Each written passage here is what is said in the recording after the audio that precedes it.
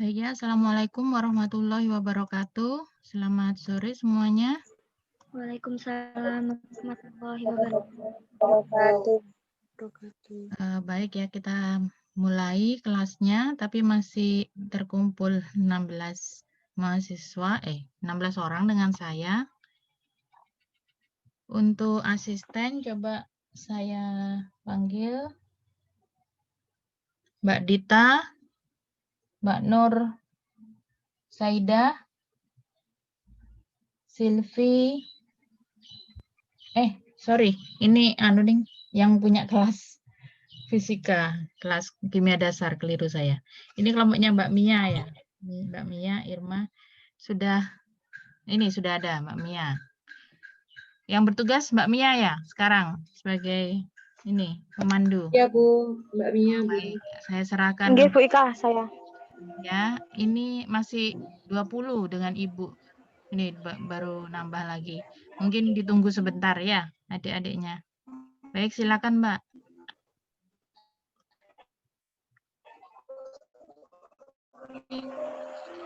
Nggih Bu. Evaluasi dari pengumpulan laporan yang percobaan 1.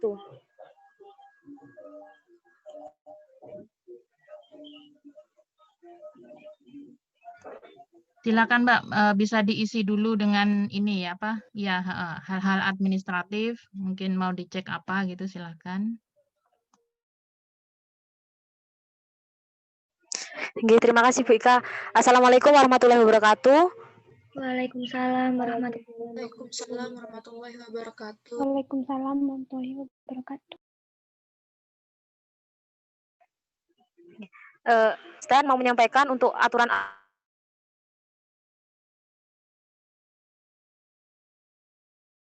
pengumpulan laporan karena kemarin mengumpulkan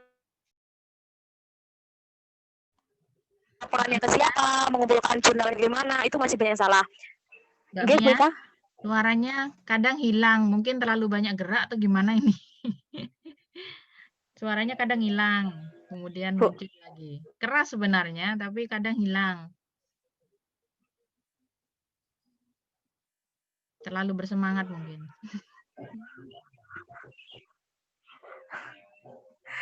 Oke.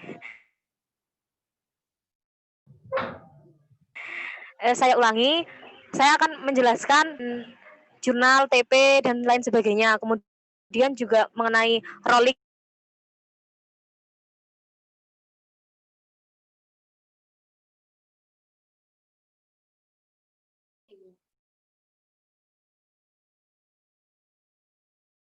asisten. Karena kemarin itu dia belum tahu rolling asistennya. Yang laporan tetap dikumpulkan kepada asisten di percobaan itu, bukan asisten selanjutnya. Asisten yang MSDS-nya dijadikan satu file, dikumpulkan ke asisten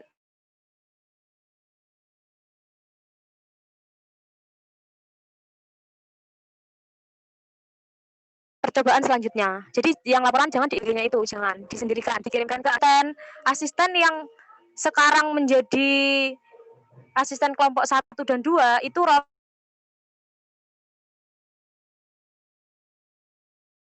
besok ke kelompok 3 dan 4. Jadi bukan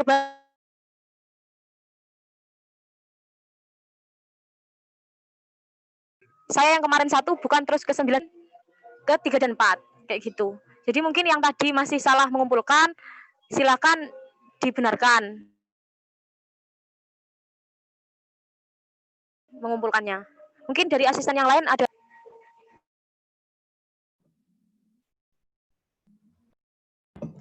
Mbak Mia mau nambahin. Halo, apa terdengar? Terdengar, Mbak. Terdengar, Mbak. Oh iya, ini juga untuk pengumpulan di Kawandanya kan sama Bu Ika sudah di-upload ya format-formatnya. Tapi kenapa masih ada yang ngumpulin di luar folder.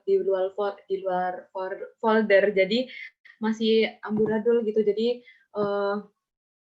kecampur sama file-file punyanya saya yang sama yang lain gitulah di Kawandanya. Ini yang namanya Fidaul nih dari kelompok 7 apa 8 ya itu.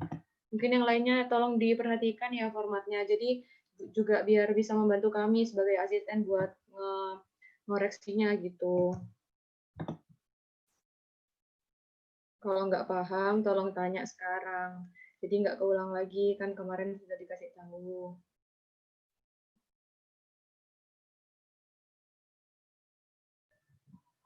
Mau tanya untuk rolling tadi saat Mbak Mia menjelaskan itu di saya putus-putus jadi masih nggak jelas gimana rolling asistennya.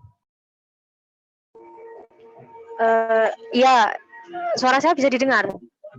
Bisa Mbak Mia. Nggih. Jadi kan kemarin Mbak Mia ada di kelompok 1 sama kelompok 2. Jadi hari ini saya ada di kelompok 3 dan kelompok 4. Begitu juga dengan asisten yang kemarin ada di kelompok 3 dan 4, sekarang di kelompok 9 dan 10. Sekarang rolling ke kelompok 1 dan kelompok 2. Seperti itu, Dek. Iya, Mbak. Iya, Mbak. Oh iya, punya Ali salah ngirim ya, salah ngirim ke aku. Ya tadi sudah saya kirim juga ke Mbak Oh iya. Mungkin ada yang ditanyakan lagi.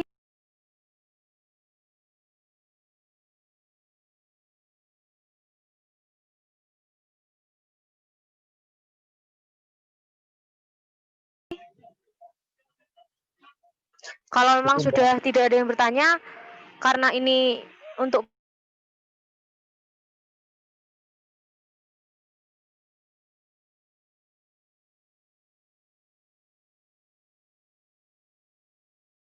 partisipannya juga sudah 29. Mulai untuk kelompok yang bertugas yaitu kelompoknya dan langsung dimulai.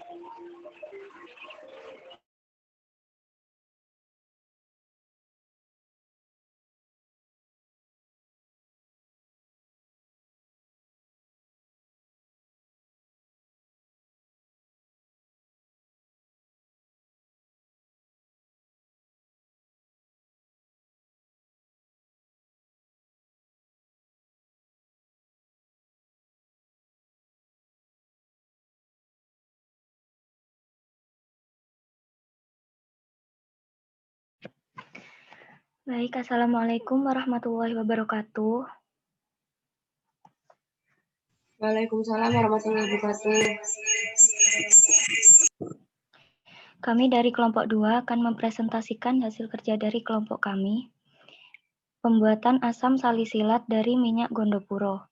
Sebelumnya, saya akan memperkenalkan anggota kami yang pertama, Inayatul Aulia Rizka Zain, NIM 1818, saya Lina Anjani, NIM 1822, dan Firatri Wulandari, NIM 1866.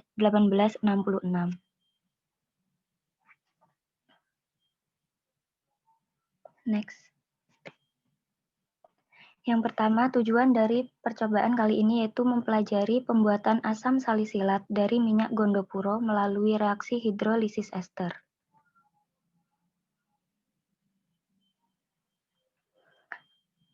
Alat yang digunakan pada percobaan kali ini yaitu labu leher 3 100 ml, kondensor reflux, termometer, penangas air, penyaring Buchner, dan kertas saring.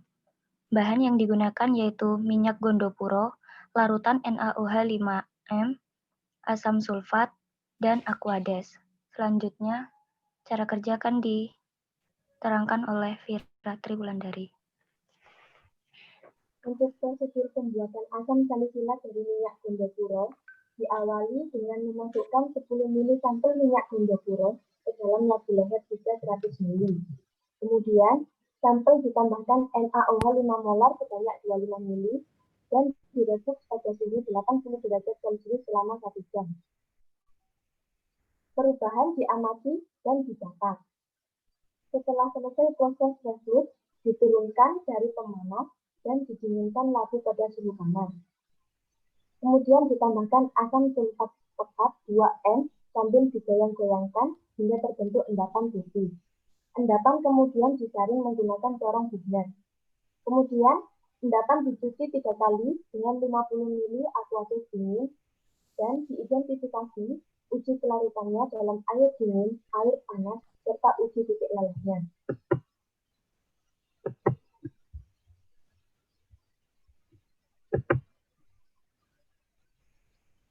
Di sini, mekanisme yang terjadi ada 2 reaksi, yaitu hidrolisis pada suasana basah dengan katalis NaOH dan hidrolisis pada suasana asam dengan katalis H2SO4. Mekanisme reaksi pada hidrolisis suasana basah, yaitu gugus OH pada NaOH akan menyerang gugus karbonil yang berikatan rangkap. Di sini akan terjadi pemutusan ikatan rangkap. Kemudian, atom O ini akan menghasilkan muatan negatif. Adanya muatan negatif ini menyebabkan kondisi yang tidak stabil, sehingga atom O akan membentuk ikatan rangkap kembali dengan memberikan pasangan elektron bebasnya. Adanya pembentukan ikatan rangkap kembali mengakibatkan atom C yang berikatan dengan ion metoksi menjadi tidak stabil, sehingga ion metoksi ini akan melepas dari ikatan karbon karena merupakan gugus pergi yang baik dibandingkan gugus OH. Kemudian tahap kedua, yaitu gugus metoksi akan menyerang atom H membentuk metanol dan kemudian membentuk ion asam salisilat. Katalis NaOH kemudian masuk ke dalam ion salisilat membentuk garam salisilat dengan produk samping metanol. Mekanisme selanjutnya yaitu hidrolisis pada suasana asam dengan katalis H2SO4. Pada reaksi hidrolisis dengan katalis H2SO4 ini terjadi substitusi atom H dari H2SO4 menggantikan atom Na pada garam salisilat membentuk asam salisilat dan endapan Na2SO4.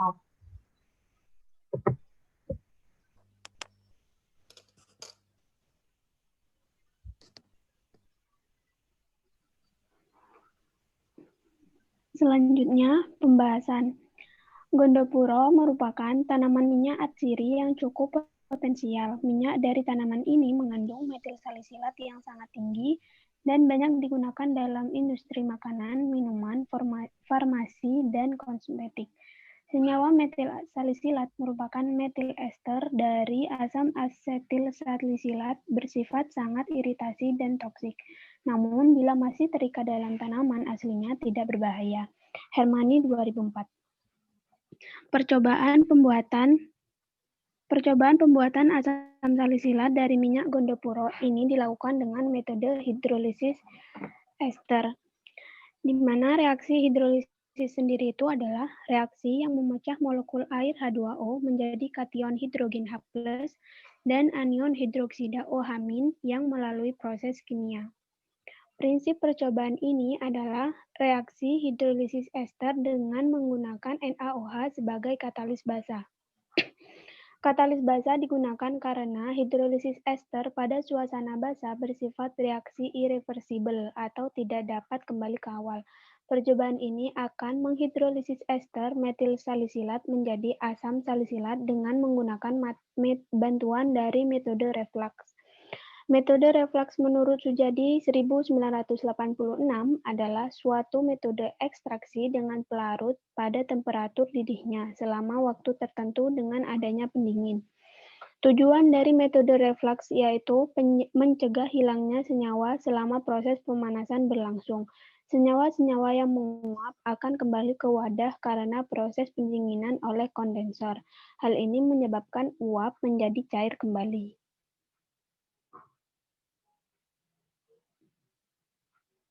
Next. Suhu refleks dijaga konstan pada 80 derajat Celcius agar garam salisilat yang terbentuk tidak bereaksi lagi dengan alkohol membentuk ester. Proses refleks dilakukan selama 1 jam, kemudian larutan didinginkan pada suhu kamar atau ruang. Larutan tersebut ditambahkan larutan H2SO4. Penambahan ini harus dilakukan pada keadaan dingin, karena reaksi dengan H2SO4 merupakan reaksi eksotermal, yaitu reaksi yang menghasilkan panas. Tujuan penambahan H2SO4 berfungsi untuk menetralkan garam natrium salisilat, sehingga akan menjadi asam salisilat. Penambahan dilakukan tetes demi tetes sampai terbentuk endapan berwarna putih. Penambahan dihentikan sampai tidak berbentuk endapan lagi.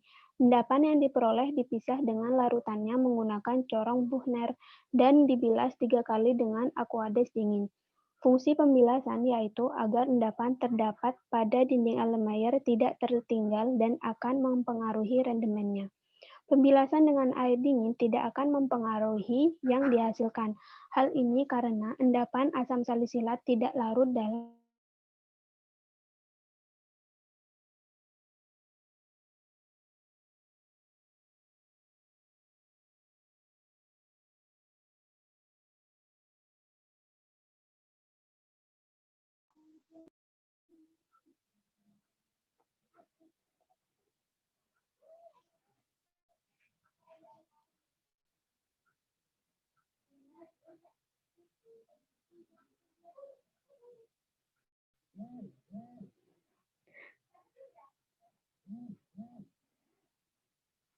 Next, Mbak Fir. Selanjutnya yaitu kesimpulan dari pembuatan asam salisilat. Pembuatan asam salisilat dilakukan dengan penambahan larutan katalis basa yang melibatkan reaksi hidrolisis ester di dalamnya dan penambahan larutan asam. Larutan asam digunakan untuk protonasi garam yang dihasilkan menjadi asam salisilat. Pembuatan asam salisilat melibatkan metode reflux yang prinsipnya didasarkan pada perbedaan titik didih antara sampel dan pelarut. Asam salisilat yang diperoleh pada percobaan ini yaitu berwujud padat, berwarna putih, dan tidak berbau. Asam salisilat larut sebagian dalam air dingin dan sedikit larut dalam air panas. Sekian presentasi dari kelompok kami. Apabila ada yang ditanyakan, mohon raise hand terlebih dahulu. Sebelumnya, kelompok kami akan menjawab pertanyaan yang telah dikirim melalui komentar YouTube. Di sini ada 4 pertanyaan yang telah masuk.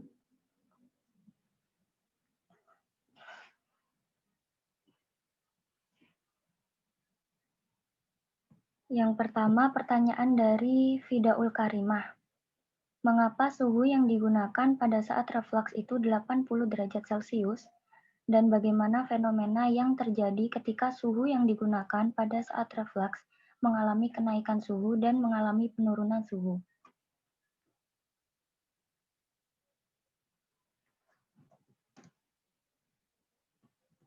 Di sini saya izin menjawab pertanyaan dari Fidaul Karimah.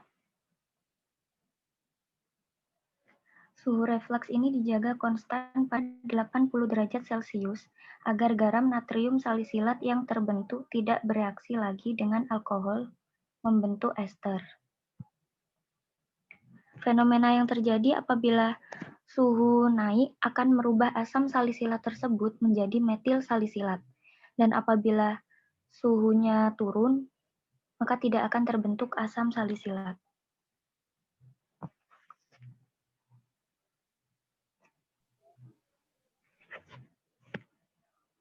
Untuk Mbak Fidaul Karimah, apa ada feedback atau?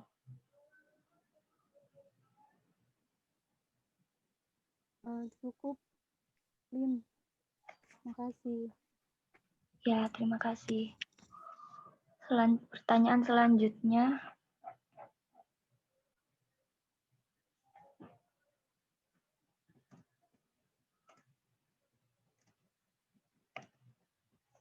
Pertanyaan selanjutnya dari Karisma Fitri. Pertanyaannya yaitu, pada uji kelarutan dibuktikan bahwa asam salisilat tidak dapat larut dalam air. Lalu apa yang menyebabkan asam salisilat tidak dapat larut dalam pelarut air dingin maupun panas? Akan dijawab oleh Mbak Fira. Izin menjawab untuk pertanyaan dari Harisma. Berdasarkan diskusi kami, asam salisilat ini merupakan senyawa organik sehingga ia akan cenderung larut dalam pelarut organik seperti kloroform. Sedangkan asam salisilat ini tidak larut dalam aqueous karena aqueous ini merupakan senyawa polar, sedangkan asam salisilat non-polar. Berdasarkan percobaan, asam salisilat ini sedikit larut dalam air panas karena suhunya yang dinaikkan. Sekian jawaban dari saya. Untuk Harisma, apa ada feedback? Sudah cukup jelas, Vira. Terima kasih. Pertanyaan selanjutnya dari Adelia. Pertanyaannya hampir mirip, yaitu mengapa asam salisilat tidak bisa larut dalam air dingin ataupun sebaliknya larut dalam air panas? Karakteristik apakah yang mendasarinya? Di sini akan dijawab oleh Inayatul Aulia.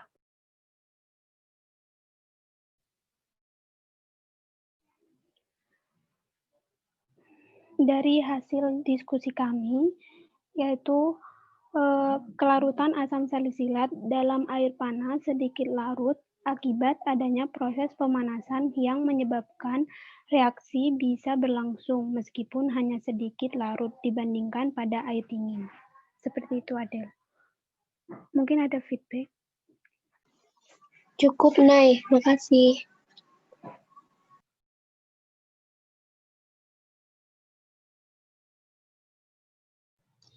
Pertanyaan selanjutnya yaitu pertanyaannya dari Yona Ika. Pertanyaannya, pada saat pembuatan asam salisilat digunakan H2SO4-2M. Apabila menggunakan H2SO4 dengan konsentrasi yang berbeda, apakah dapat menghasilkan produk yang sama? Dari diskusi kelompok kami menjelaskan bahwa produk yang dihasilkan itu akan sama, tetapi yang membedakan hanya apakah lebih optimum dan stabilnya. Jadi ketika konsentrasi atau kekuatan asamnya semakin kuat, produk yang dihasilkan itu akan semakin optimum dan stabil. Apakah ada feedback dari Yona? Berarti untuk endapan sama warnanya itu sama juga, cuma beda konsentrasinya aja gitu.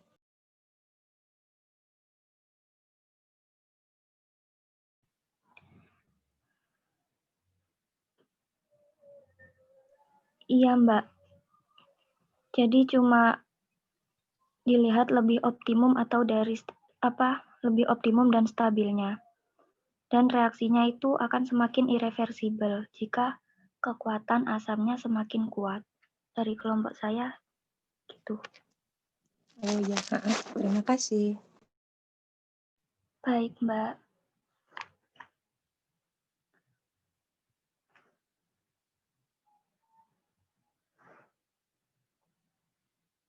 Apakah ada pertanyaan lain dari teman-teman? Bisa raise hand terlebih dahulu.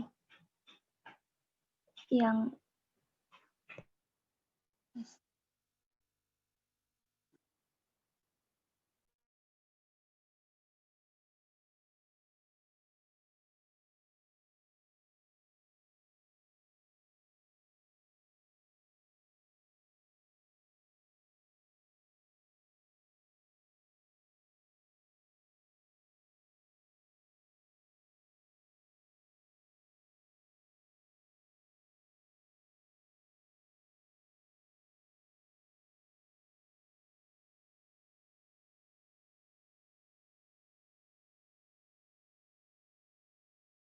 Ya, pertanyaan Kansa. Ya, silakan pertanyaannya. Ya, nama saya Rusida Kansa, NIM 1855. Saya mau tanya, untuk pemilihan larutan pada proses pengendapan itu berdasarkan apa ya? Apakah ada karakteristik khusus pada larutan yang akan digunakan? Mohon penjelasannya. Terima kasih.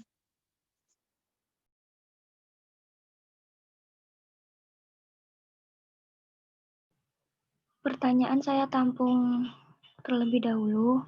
Selanjutnya, silakan Vida pertanyaannya. Mau bertanya, apakah ada metode lain selain metode reflux untuk mensintesis asam salisilat?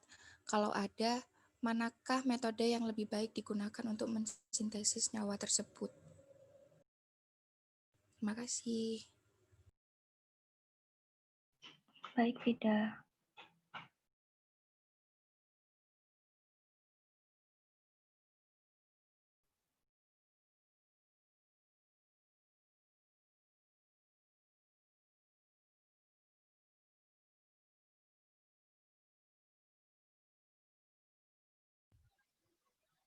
Izin menjawab untuk pertanyaan dari Arif Jahansa.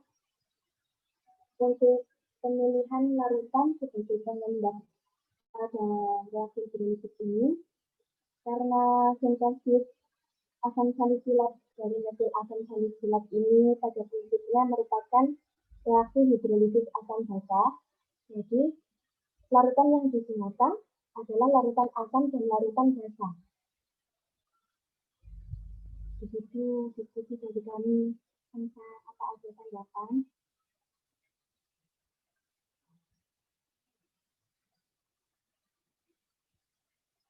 Hamsa? Lupa. Berarti itu cuma asam sama basa. Iya, menurut diskusi kami seperti itu. Ya, baik ya, terima kasih. Sama-sama. Pertanyaan dari Vida yaitu dijawab oleh Inai. Ya, Tul.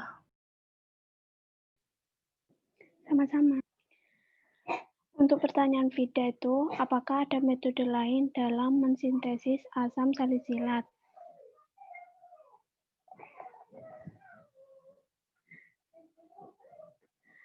Dari hasil diskusi kelompok kami, menemukan pembuatan asam salisilat dilakukan dengan sintesis Kolbe. Metode ini ditemukan oleh ahli kimia Jerman yang bernama Hermann Kolbe. Pada sintesis ini, sodium penoksida dipanaskan bersama CO2 pada tekanan tinggi, lalu ditambahkan asam untuk menghasilkan asam salisilat. Kemudian dimodifikasi sintesa Kolbe ini oleh Smith. Nah, larutan sodium penoksida itu masuk ke dalam revolving head ball mill yang memiliki tekanan vakum dan panas 130 derajat Celcius. Sodium penoksida berubah menjadi serbuk halus yang kering, kemudian dikontakkan dengan CO2 pada tekanan 700 kPa dan temperatur 100 derajat Celcius, sehingga membentuk sodium salisilat. Sodium salisilat dilarutkan keluar dari mill dan lalu dihilangkan warnanya dengan menggunakan karbon aktif. Kemudian ditambahkan asam sulfat untuk mengendapkan asam salisilat dan asam salisilat dimurnikan dengan sublimasi. Kemudian yang lebih baik antara metode tersebut dengan reflux, dari diskusi kelompok kami itu lebih baik dan lebih umum yang digunakan yaitu metode reflux. Seperti itu, Vida. Tambahan, karena pada metode reflux ini tidak ada senyawa yang menguap. Iya. Kalau dari segi Apakah ada hasil, feedback, kalau dari hasilnya itu memang lebih bagus di metode reflux ya, reflux. Iya, seperti itu, Vida. Oke, terima kasih.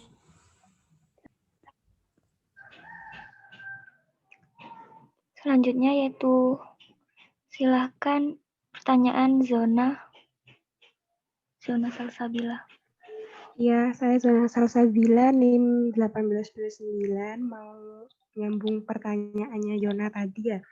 Itu kan katanya 2M itu HDS 2M itu dipilih karena lebih optimum dan stabil. Nah, kalau misalnya itu asamnya makin kuat, makin stabil, itu berarti kalau misalkan H2SO45M dia akan lebih optimum. Terus optimum ya.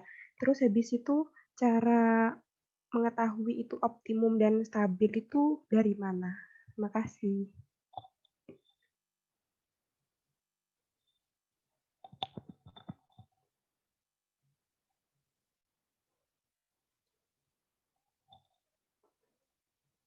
Baik, pertanyaannya kan kami tampung dulu. Apakah dari yang lain, apakah masih ada yang ditanyakan? Saya mau tanya lagi, boleh? Boleh. Tadi kan dikatakan pelarut yang digunakan itu asam dan basa. Nah, sedangkan setahu saya kalau asam salisilat itu nggak larutnya, kan ini kan mau diendapkan. Nah, sedangkan kalau misalnya pakai asam sama basa itu bukannya malah jadi larut ya, bukannya nanti jadinya nggak mengendap malahan.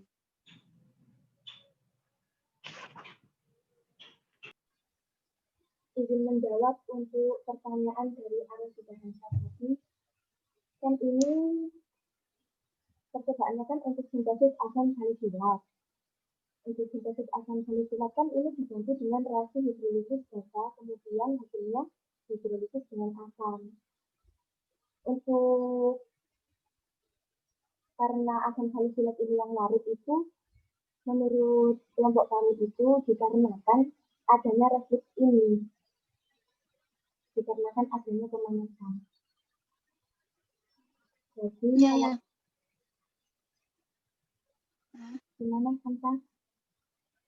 Iya, itu tadi saya nanya itu larutan yang pada proses pengendapan itu tuh apakah punya karakteristik khusus?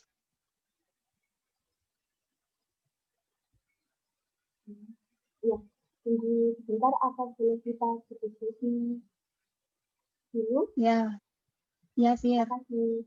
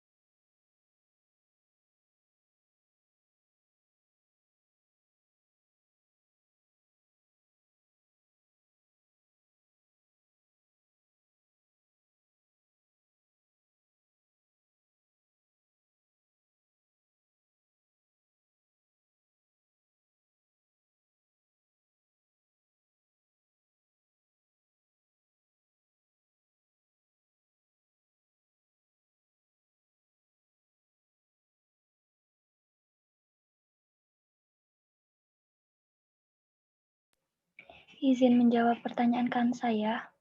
Pada proses registralisasi asam salisilat yang diperlukan, hal ini karena proses registralisasi sendiri merupakan suatu proses untuk memisahkan asam salisilat dan zat pengotor yang diperoleh selama proses reflux.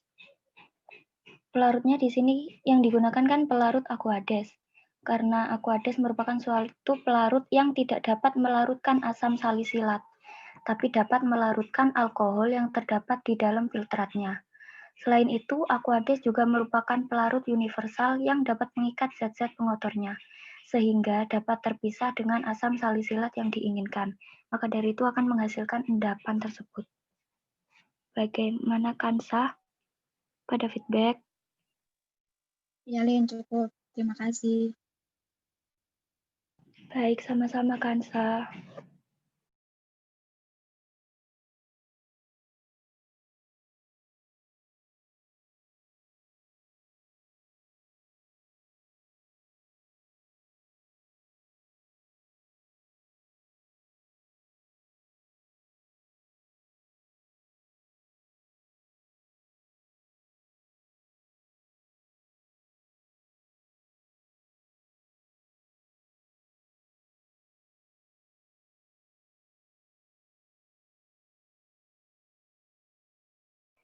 Maaf, Zona, apakah pertanyaannya tadi boleh diulang?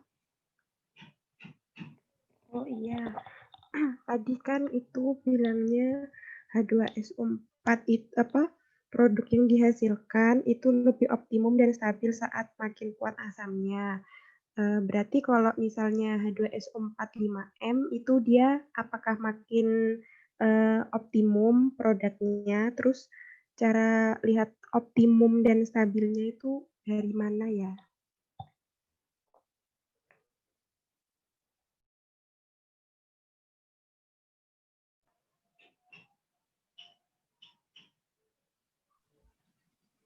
Izin menjawab untuk pertanyaan Jona. Untuk melihat bahwa hasil reaksi yang dihasilkan itu optimum, dapat diketahui dengan masa endapan yang diperoleh atau rendemen yang diperoleh. Jika hasilnya mendekati 100, maka hasil itu optimum. Untuk Jona, ada tanggapan? Iya, sudah, terima kasih. Sama-sama.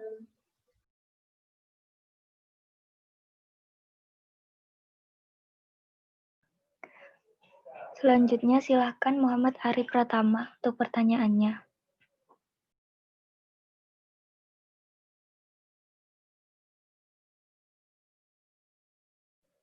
Ari,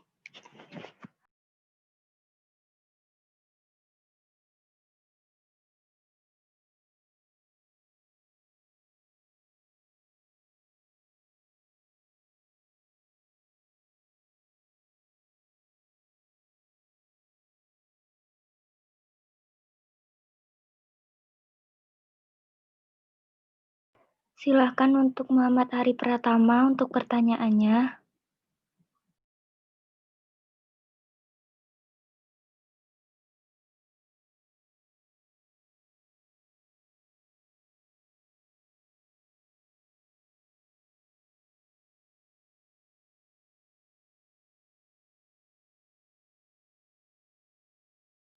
Tidak terdengar, Ari.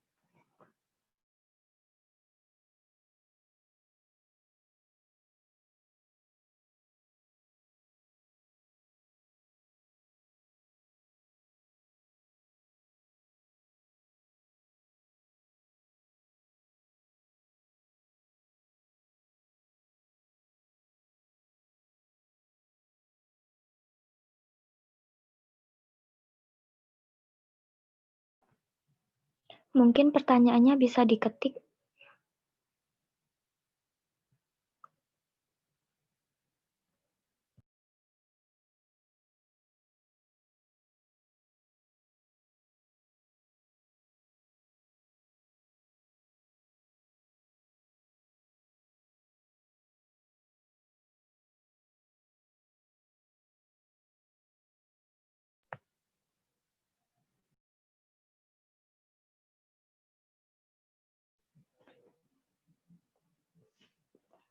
Saya lompati terlebih dahulu. Silakan Mbak Dinar untuk pertanyaannya sambil menunggu Ari. Iya, Pradinar, NIM 1832 mau melanjutkan pertanyaan dari Zona tadi. Itu berarti untuk penggunaan si asam sulfat itu nggak ada parameternya berapa gitu, berapa molar. Apa itu cuman sebatas semakin tinggi konsentrasinya hasil yang diperoleh semakin optimum, atau ada hitung-hitungannya sendiri gitu, kayak ukurannya gitu untuk misalnya untuk pembuatan asam salisilat segini butuh konsentrasi segini, atau memang nggak ada? Itu mohon penjelasannya. Baik Mbak Din, terima kasih. Izin menjawab untuk pertanyaan dari Pradinar. Menurut jurnal yang kami baca, ini untuk menentukan konsentrasi katalis agar hasil yang diperoleh itu optimum ada perhitungan sendiri, nggak dilihat seperti uji kromatografi, itu bisa dilakukan. Jadi bisa digunakan perbandingan, misalnya katalis basa itu digunakan perbandingan misal konsentrasi 1 molar banding 1 molar, 1 molar banding 0,75 molar. Nanti itu dilakukan uji kromatografi yang dapat menentukan perbandingan konsentrasi mana yang dapat menghasilkan asam salisilat yang optimum. Mbak, begitu. Iya, paham, Vira. Makasih penjelasannya. Sama-sama, Mbak.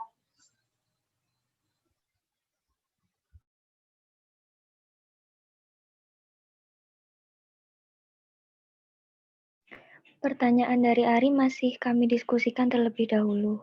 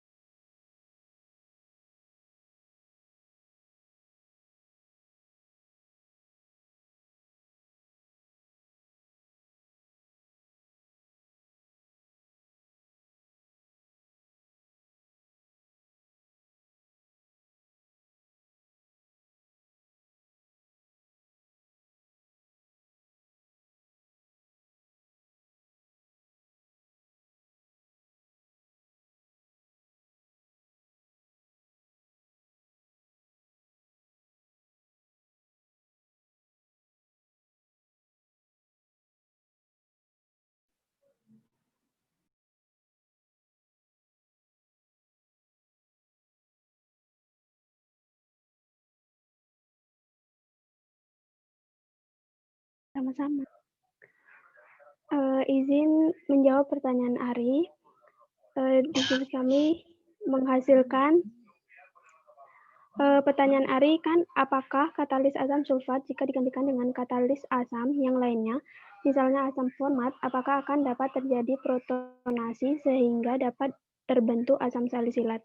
Nah, itu bisa, Ri, karena asam format itu kan asam lemah. Nah, di sini kan metil salisilat dalam minyak gondopuro yang berupa suatu ester dapat dihidrolisis dalam suasana asam maupun basa. Tapi biasa yang digunakan itu asam kuat seperti HCl dan H2SO4. Seperti itu, Ari. Apakah ada feedback?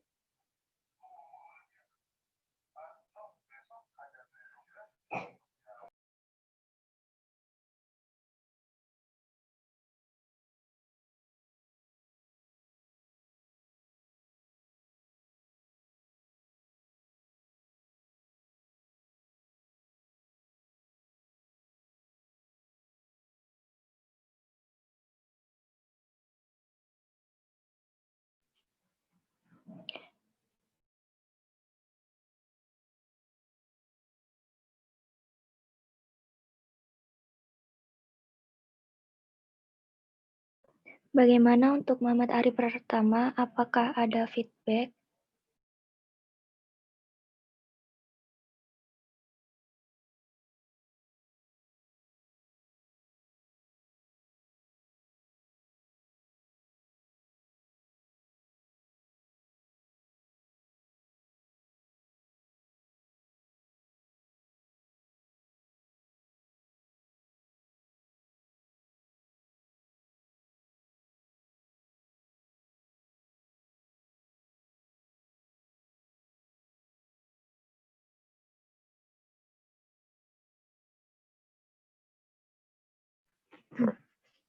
Izin menjawab pertanyaan feedback dari Ari.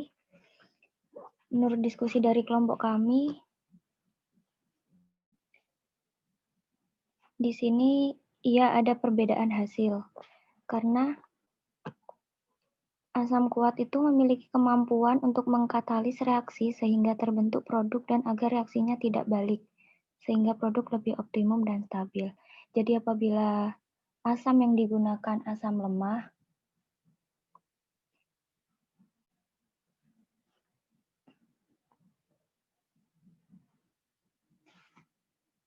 apabila asam yang digunakan itu asam lemah, reaksinya kurang maksimal dan menyebabkan reaksi yang berjalan akan reversibel atau gampang balik ke reaksi sebelumnya gitu.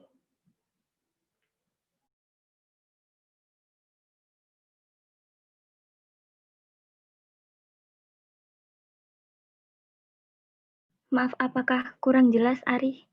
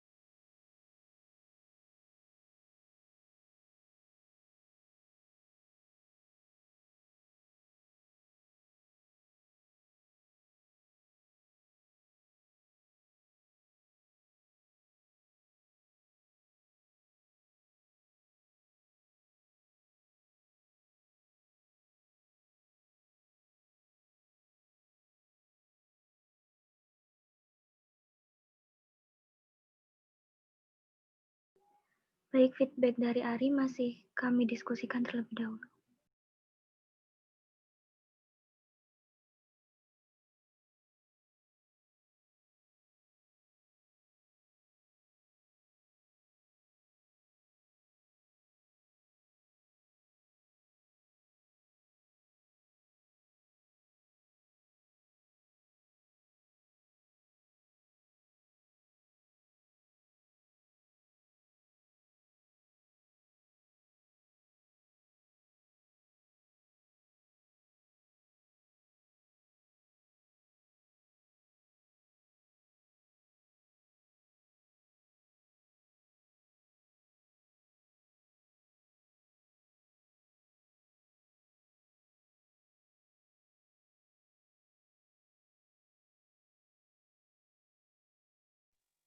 Mungkin yang lain bisa tanya-tanya lagi ya, gantian.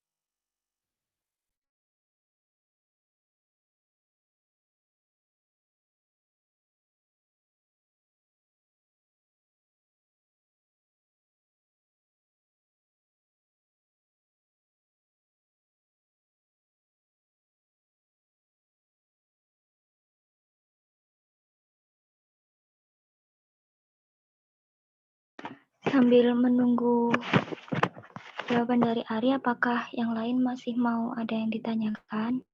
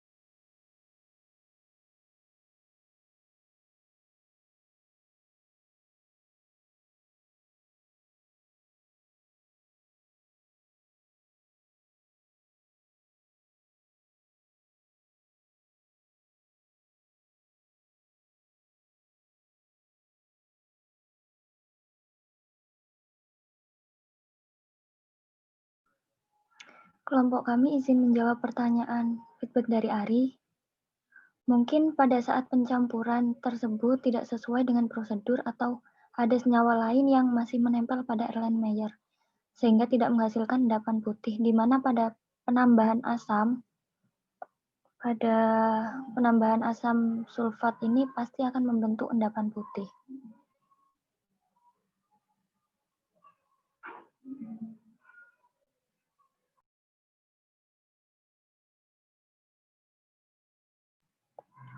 Bagaimana dari Ari, apakah masih ada feedback?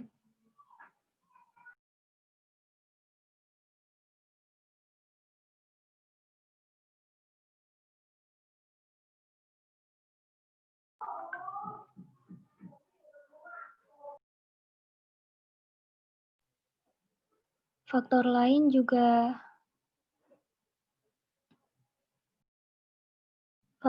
dari tidak terbentuknya endapan juga disebabkan karena konsentrasi asam, suhu, dan lama dari hidrolisis.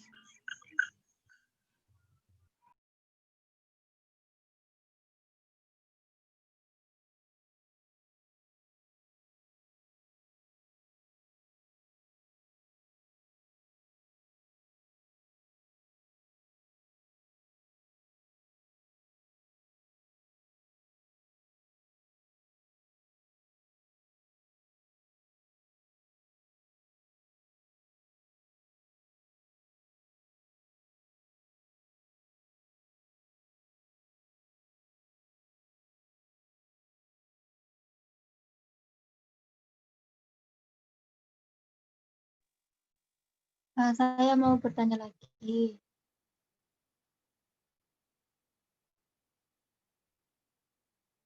Baik, Kansa.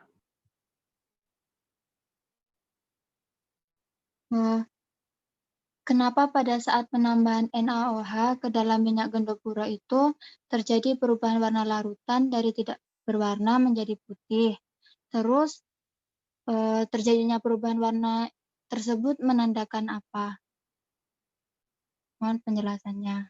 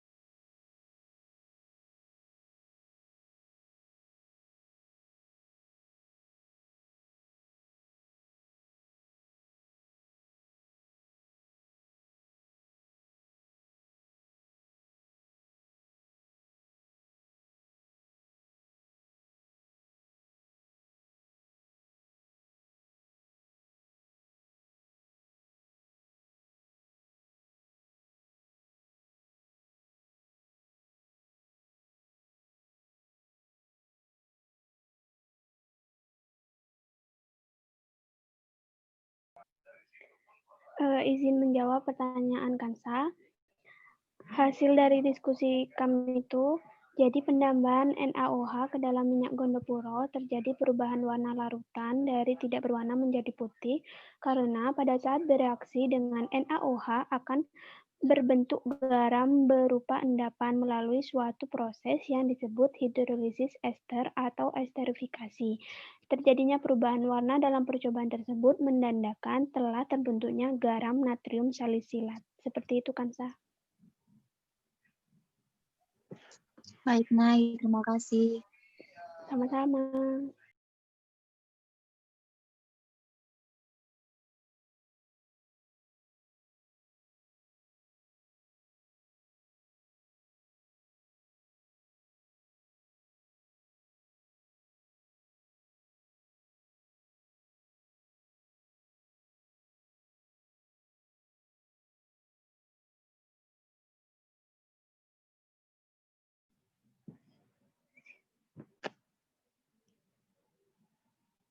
Untuk pertanyaan selanjutnya, silakan Mbak Cindy untuk pertanyaannya. Apakah suara saya terdengar?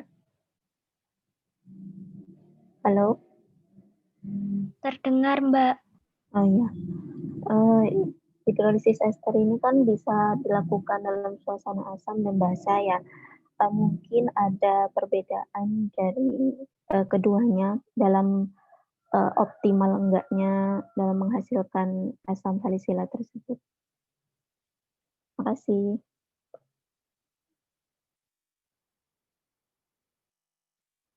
Apa jelas pertanyaannya?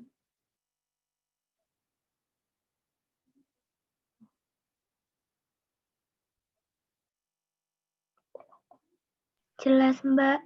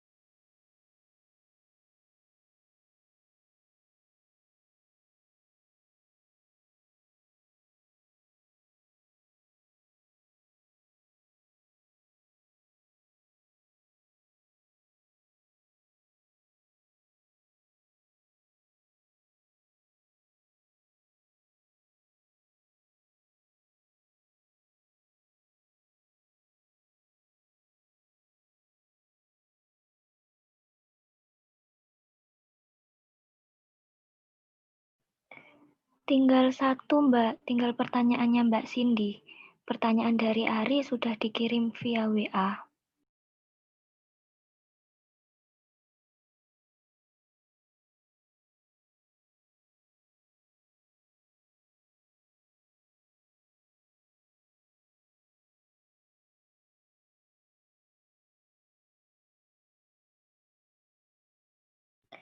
Mohon maaf, Mbak Cindy.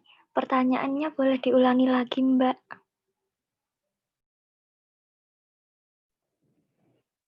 Baik. Hidrolisis esternya itu kan bisa dilakukan dalam suasana basa ataupun asam kan ya. Mungkin ada perbedaan dari keduanya dalam optimalnya menghasilkan itu asam salisilat. Itu. Jadi ketika ester direaksikan dengan hidrolisis basa itu akan menjadi garam, Mbak. Sedangkan ketika hidrolisis direaksikan dengan asam, maka akan terbentuk asam salisilat.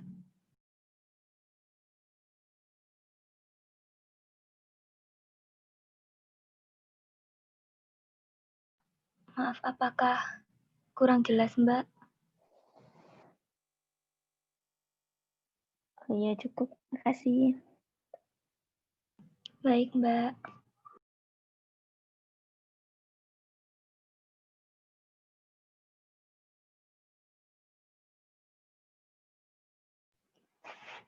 Apakah masih ada yang perlu ditanyakan lagi?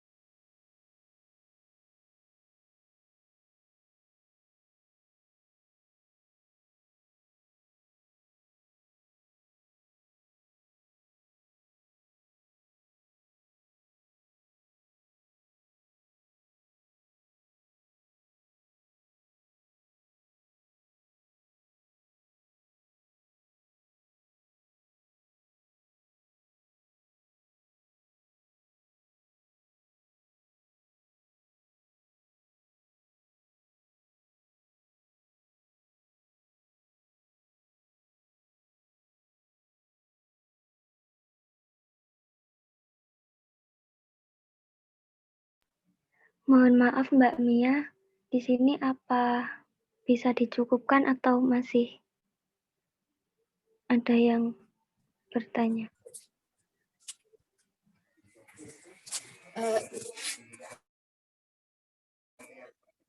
Bagaimana dari teman-teman yang lain? Ada yang masih ada pertanyaan? Mungkin kalau sudah tidak ada, apakah boleh dicukupkan, Bu Ika?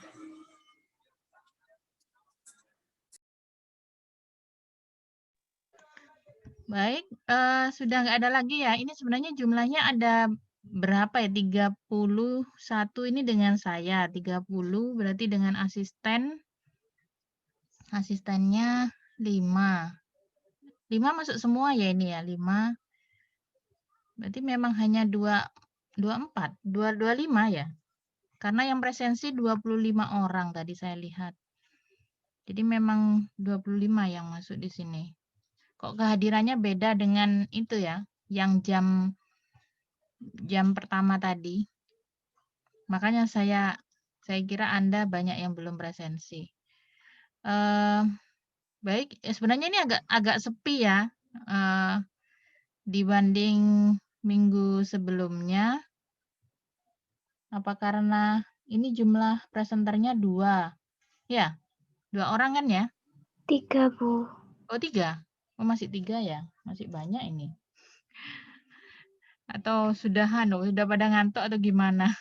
Ada kuliah apa Anda di pagi hari tadi? Biomol. Biomol, Bu. Biomol praktikum? Tidak, Bu. Tatap muka. Tatap muka, oke. Baik, nggak ada yang perlu dibahas lagi ini. Karena ini nanti dasar yang dipakai untuk praktikum minggu depan.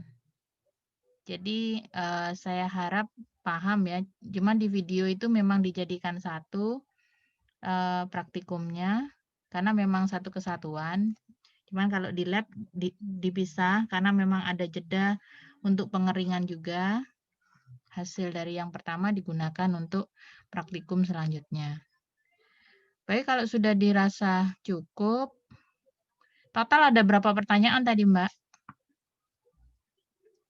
Ada berapa orang yang bertanya?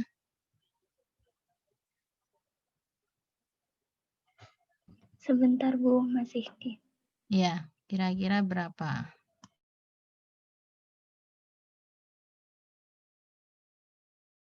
Sekitar 10 pertanyaan, Bu.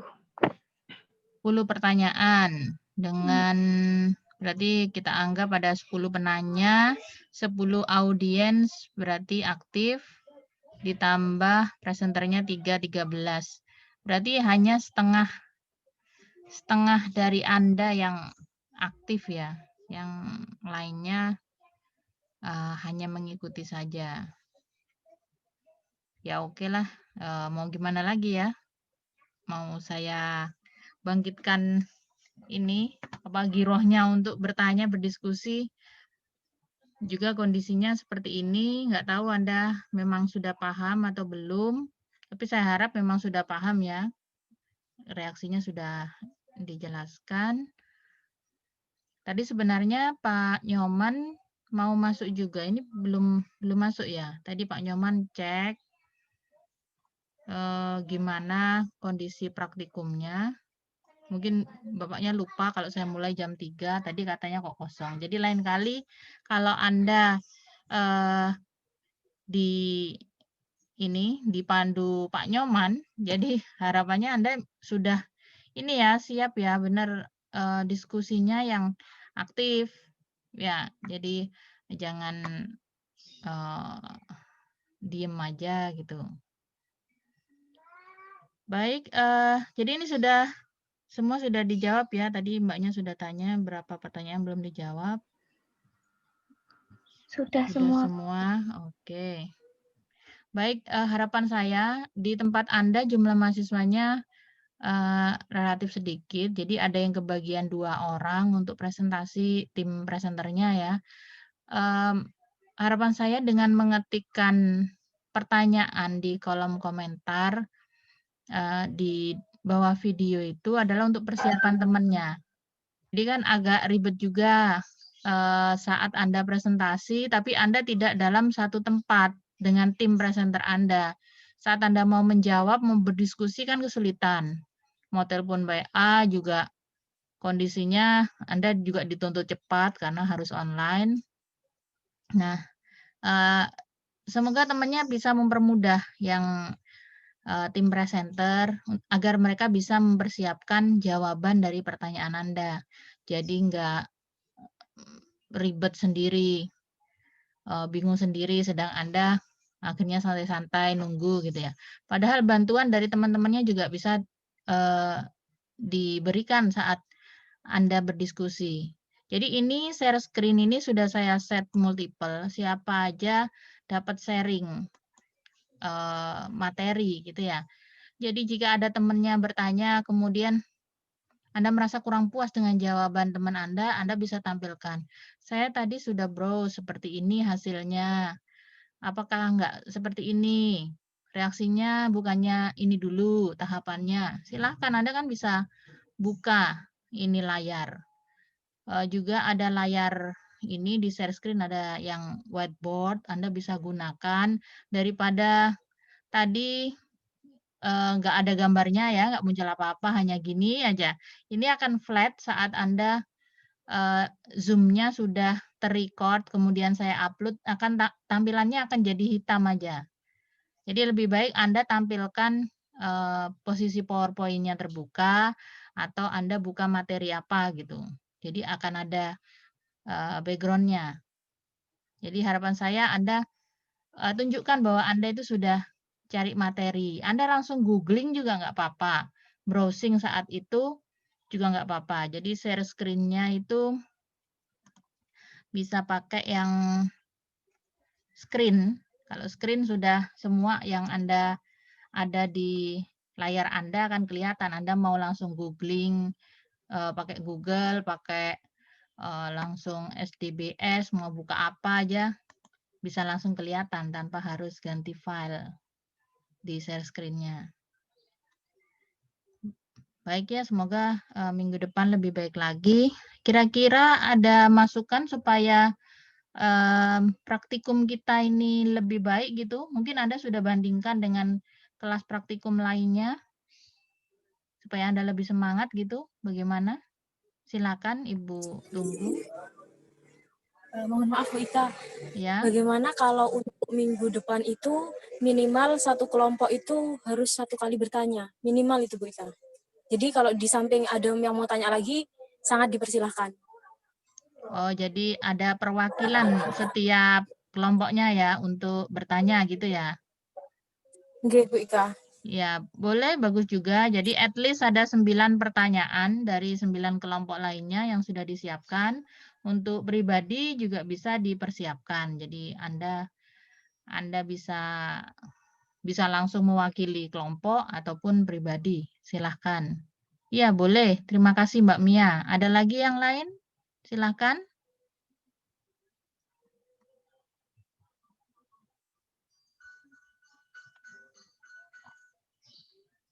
Dibandingkan dengan praktikum lainnya.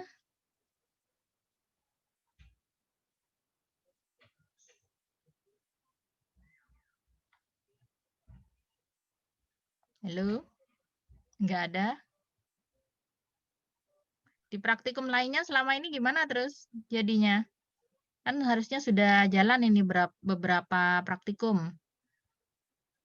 Dari analitik, anorganik ini tadi saya lihat juga ada yang mulai. Jamnya kebetulan sama. Boleh Ibu tunggu ini sharingnya.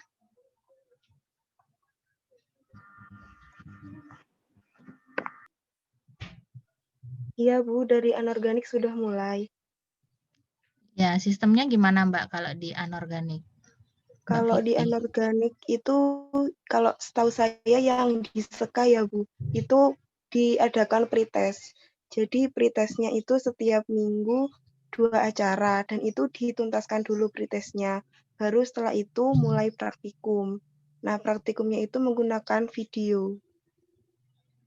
Terus setelah itu, setelah lihat video? Langsung laporan, Bu. Oh, tidak ada diskusi berarti ya. Memang laporan itu sesuai dengan pemahamannya masing-masing gitu ya. Iya, Bu. Mungkin nanti kalau memang ada diskusinya ya diskusi dengan Pak Anto, dengan teman-teman yang memang sudah di kelasnya masing-masing, Bu. Tapi sifatnya seperti pribadi gitu ya, tidak ada sesi khusus ya. Iya, Bu. Kalau asistennya perannya di mana itu, Mbak? Asisten itu ya buat video itu, Bu, take di lab, terus ngoreksi, ngasih pretest, Ngoreksi apa ya, Mbak ya? laporan, jurnal. Oh ya, ding laporan jurnal ya. Iya. Pretestnya kan dalam bentuk apa biasanya? Isian atau pilihan gitu?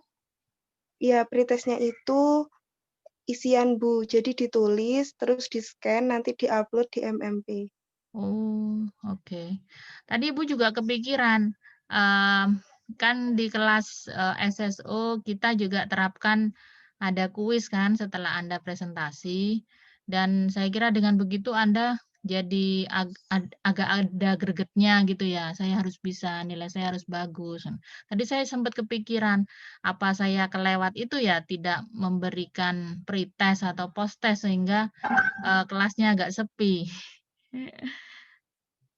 Gimana? Anda mau diberi pretest, post-test ini kan belum terlalu banyak melewati. Saya kira kalau mulai diberlakukan minggu depan pun itu juga nggak masalah, nilai tetap dibagi 8 jumlah pertemuannya. Bagaimana? Coba dari pihak praktikan. Iya, Mbak Mia, mau ngomong apa? Begini Bu Ika, bagaimana kalau seandainya untuk diskusi selanjutnya praktikan tetap kurang aktif, karena kan memang kita juga kesulitan gitu kalau seandainya ada praktikan yang tidak bertanya, kita mau ngasih nilai berapa kita juga kesulitan. Betul ya. Nah, itu nanti ketika memang praktikan masih banyak yang tidak bertanya, otomatis banyak nilai yang kosong, intinya seperti itu baru kita kasih post-test saja Bu Ika. Apabila praktikan aktif, kita tiadakan post-testnya. Seperti itu bagaimana Bu Ika? Nah, yang menilai ini, yang menilai keaktifan sekarang kita lagi aktif atau enggak itu siapa? Jadi di sini kan praktikan menilai kelompok yang dipegang masing-masing, Bika. Kalau dirasa setelah berdiskusi banyak nilai yang kosong, banyak praktikan yang tidak bertanya, maka di akhir diskusi nanti akan kita sampaikan bahwasannya akan diadakan post-test seperti itu. Tuh, praktikan, ditantang sama asisten, Mbak asistennya Anda. Jika Anda nggak semangat, ini nanti ada ya semacam punishment bahwa Anda lebih memilih post-test gitu ya. Oh, ini ada Ari. Kalau menurut saya Itu tidak ada perlu saran ada dari Ari. pretest. Ada pretest atau post-test. Cukup diskusi. Boleh, tapi gini ya maksud saya, oke tadi itu ya cukup bagus ya yang memang topik kajian kita memang nggak terlalu luas ya untuk praktikum. Padahal kalau dikerjakan di lab itu memakan waktu cukup lama. Tapi kalau cuma didiskusikan aja itu rasanya ya sudah paham gitu ya, reaksinya juga, oh yang ini esterifikasi, oh yang ini reaksinya dehidrasi, eliminasi hidrogen aja, hidrogen beta gitu aja. Sebenarnya mudah dimengerti. Jadi kesannya kayak cepat akhirnya 2 SKS ini terlewati, padahal jamnya itu seharusnya mulai jam 12:30 sampai jam 6 kurang. Jadi bebannya itu masih tidak ini ya, tidak sesuai. Nah, ini maksud saya tadi saya kira Pak Nyoman akan hadir juga di sini supaya bisa lihat ini ya, mungkin ada masukan bagaimana mau ditambahin apa gitu. Saya sempat kepikirannya barusan yaitu post-test atau pretest. Coba silakan diwakili dari praktikan, mungkin ada bisa kasih pandangan gitu. Apa memang dirasa cukup ini seperti ini?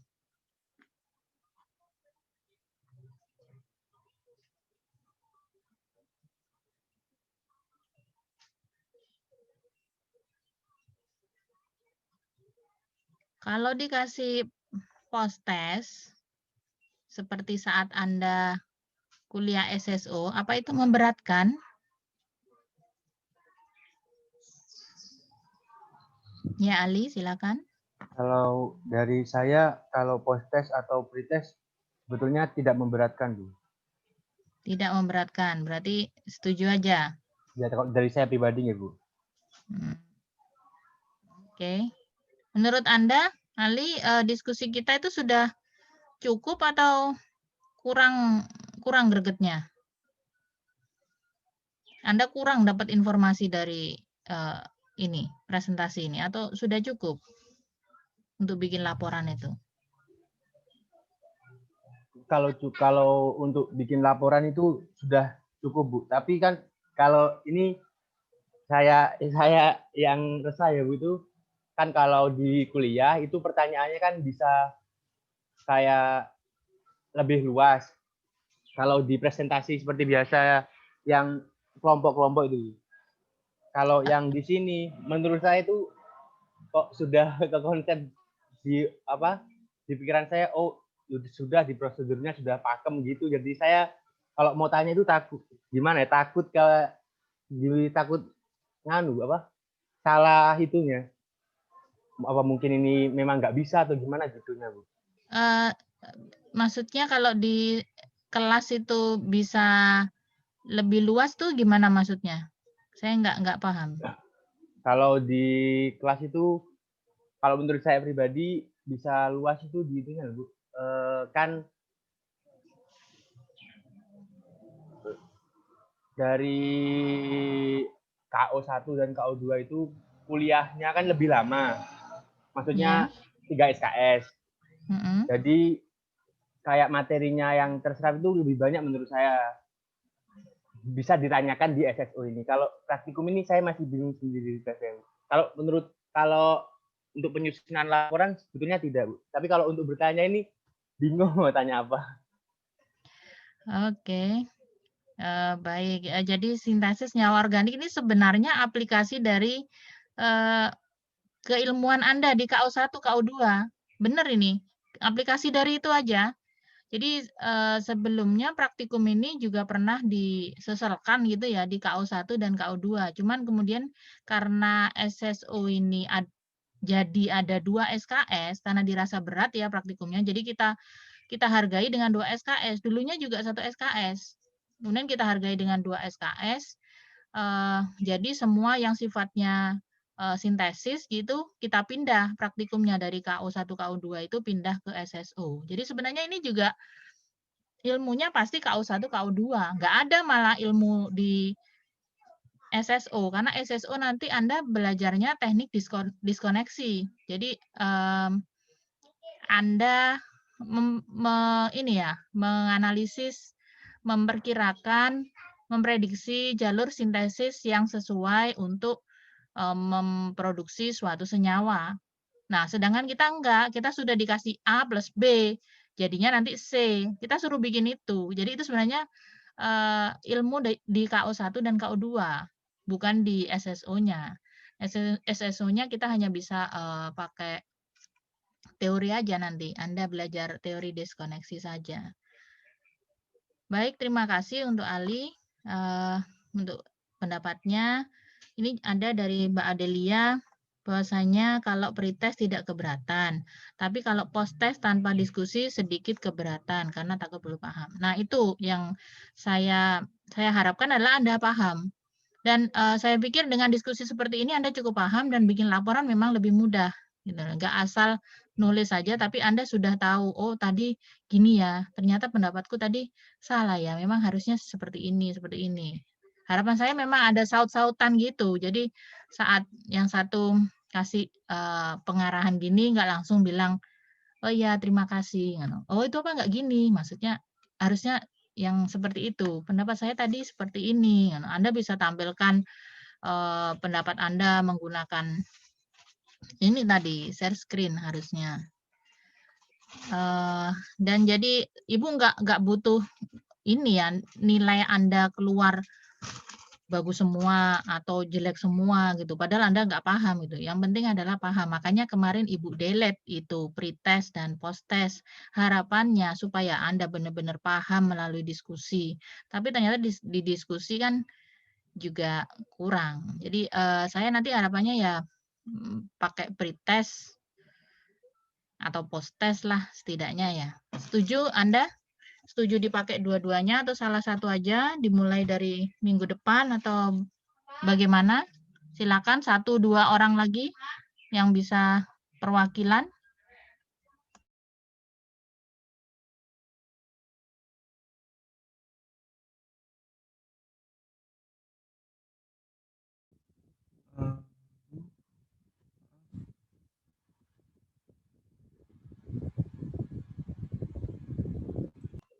Iya, Alif, silakan. Oh iya Bu, mungkin ini dari saya, pendapat saya, mungkin kalau pretest itu mungkin bisa diterapkan Bu. Kalau saya sendiri tidak keberatan. Soalnya gini, menurut saya kalau misal ada pretest itu kita dari praktikan juga disiapkan buat apa ya Bu, paham dari materinya sendiri, dan kalau misal ada diskusi juga, misal dibuat diskusi kayak gini, jadi di diskusi bisa lebih aktif juga kan Bu. Soalnya sudah dari materi kita sudah paham dan diimplementasikan ke pas diskusi ini. Jadi diharapkan lebih banyak yang bertanya. Oke. Ya, jadi pretest ya. Jadi Anda memang belajar dulu gitu ya. Jadi dipaksa belajar supaya nilai pretest Anda bagus. Baru kemudian dari pretest mungkin Anda ada pertanyaan juga yang bisa Anda bahas di diskusi ya setelah itu. Bagus-bagus juga. Jadi Anda sudah penasaran juga dengan pretestnya tadi. Kemudian dibahas di sini. Nah, itu pendapat Anda benar nggak yang tadi kira-kira? Boleh, boleh. Bagus ya. Ya, jadi saya setuju salah satu pretest saja. Oke, pretest saja. Berarti tanpa post-test ya. Saya harap semua paham gitu aja ya. Jadi nggak perlu terukur ya. Oke, berarti ditambah pretest saja. Mbak Asisten bagaimana? Sanggup?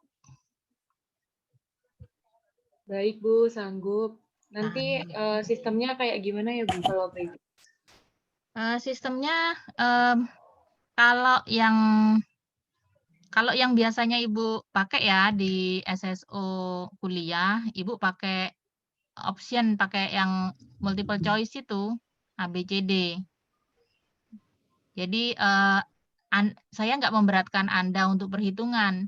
Ibu sudah dapat nilainya langsung dari itu MMP udah keluar langsung setelah kuisnya selesai. Tapi kalau Anda lebih suka mengoreksi isian, ya nggak apa-apa, silakan. Gimana enaknya asisten? Kalau yang praktikan kayaknya juga lebih suka multiple choice ya.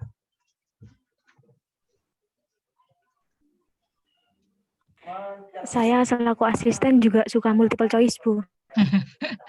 Iya, dan saya merasa nggak akan memberatkan Anda dengan pekerjaan harus mentelengi komputer terus ya, melihat file-file gitu, membaca tulisan kalau memang tulisannya nanti suruh moto, suruh ngupload, wis tulisannya elek gitu ya.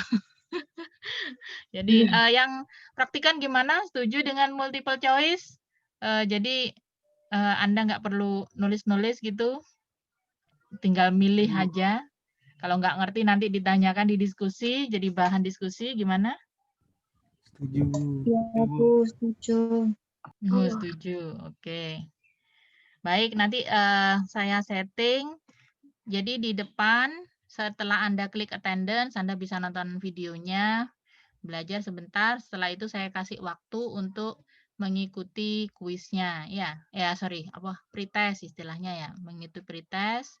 Baru setelah pretest kita baru Zoom gitu ya. Jadi nanti akan saya kasih jeda untuk waktu pretestnya, misalkan 1 jam gitu. Jadi kalau Anda nggak ikut di jam-jam pertama, bisa jam-jam agak belakangan sebelum Zoom. Ya, untuk ini juga mensiasati kalau MMP pas error gitu ya. Atau mungkin bisa saya buka dari depan aja lah. Jadi Anda mau nonton video atau mulai pretestnya, nggak masalah. Pokoknya nanti pas Zoom semua sudah selesai. Saya tutup sudah gitu. Oke ya, gitu ya. Lebih berhati-hati melihat waktu untuk minggu depan ya. Jadi akan ada pretest sebelum Zoom. Jika Anda tidak mengikuti pretest saat waktu Zoom sudah mulai, berarti Anda nggak ada nilai pretest. Oke? Oke, setuju. Sip. Buka mau nanya, Ya, silakan Mbak. untuk waktu pengerjaan pretestnya itu berapa menit ya, Bu? Nah, ini saya belum diskusi dengan asisten. Nanti saya diskusikan dulu dengan asisten berapa soalnya. Karena bentuknya kan multiple choice, jadi Anda bisa lebih cepat mengerjakan juga.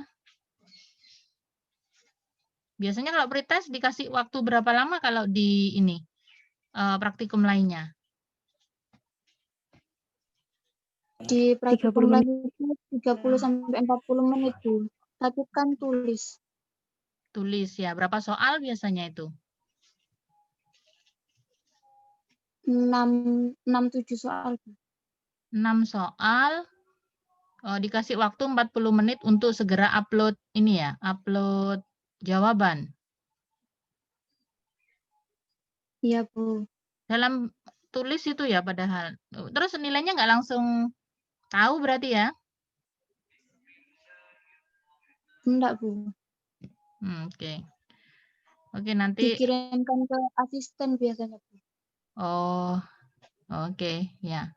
Jadi Anda nggak bisa diskusi. Nah, nanti harapannya dari soal itu Anda sudah merekam dalam pikiran apa yang Anda nggak begitu paham, nanti bisa ditanyakan waktu diskusi. Nanti mungkin bisa Ibu setting waktunya bisa 1 jam atau 2 jam nanti sebelum Zoom, tapi Anda cuman butuh sekian menit aja untuk mengerjakan. Misalkan 10 soal pilihan atau 20 soal pilihan. Oke, gitu ya. Jadi pretestnya di jam pertama ya, Bu. Iya, jam kedua, tapi jam keduanya jam 3 ya kita ya, bukan jam 3.10. Jadi jam 3 kita masuk Zoom. Jadi seperti tadi jam 3 itu masih ada 16 orang. Asisten juga sudah masuk itu. Nah, itu kan masih sedikit. Jadi silakan jam 3 udah masuk, waktu asar sudah lewat juga. Saatnya masuk, nanti presensi sekalian saat ini kegiatan diskusi aja. Oke, disiapkan pretestnya di jam pertama, di sesi pertama. Kalau sudah masuk waktu Zoom, tidak bisa mengerjakan pretest, tidak ada nilai pretest. Baik, itu saja ya. Saya kira untuk pertemuan kita hari ini, Ibu akhiri. Semoga pertemuan kita kali ini bermanfaat. Assalamualaikum warahmatullahi wabarakatuh. Waalaikumsalam. Waalaikumsalam warahmatullahi wabarakatuh. Terima kasih Bu Ika. Terima kasih Bu Ika. Sama-sama.